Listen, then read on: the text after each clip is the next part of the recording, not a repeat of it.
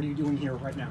I'm learning about these federally funded community health care services, the comprehensive care that they provide, the role that they play in the community, how they're growing, about the fact that their funding will expire unless it is re-upped, and I certainly support its being re-upped.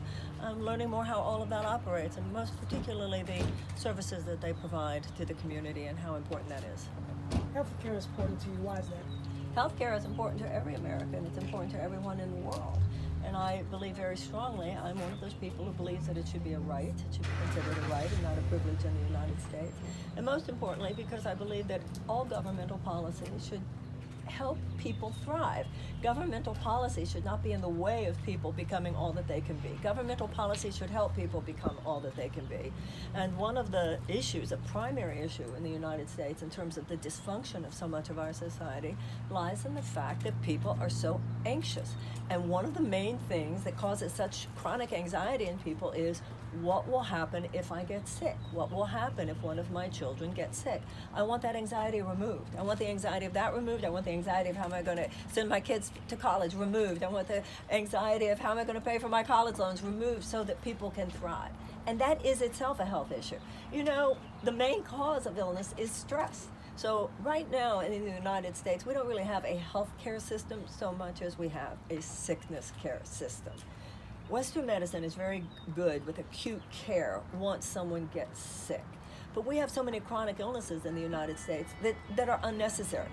And there are so many environmental policies, food policies, chemical policies, agricultural policies, and economic policies that actually lead to a greater probability of chronic illness because of the anxiety and because of all of these other factors. So when I say I want a comprehensive healthcare system in the United States, to me that means a shift in our thinking, both about preventative care, about our diet, about our nutrition, about our exercise. So much of that will be provided with a serious healthcare system that there will be fewer healthcare costs to begin with.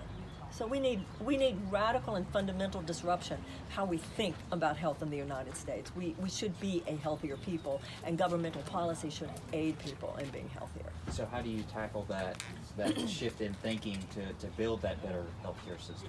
Well, first of all, I do want a Medicare for all type system. I think it should be augmenting what we have now. I think people would gravitate towards that. And if people want to keep their private insurance, I don't see why it has to gum up the system. So I'd like people to have as much choice as possible.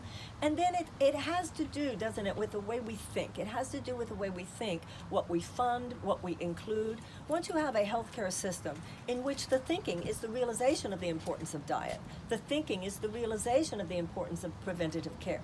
When the thinking, right now, our diet and our lifestyle in America is not aligned with our genetic necessities.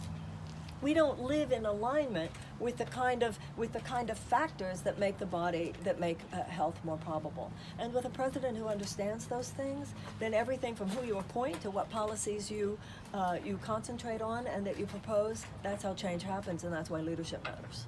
What do you hope to learn in South Carolina, and what do you hope South Carolinians will take away from you learning from while you're here this week?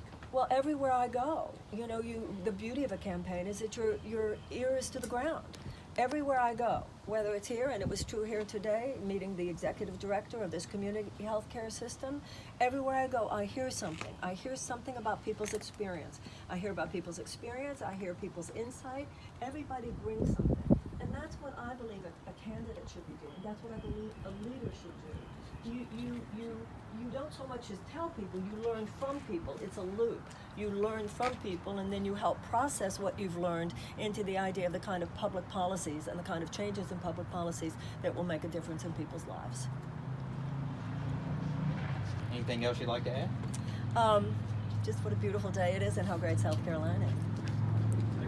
Thank you.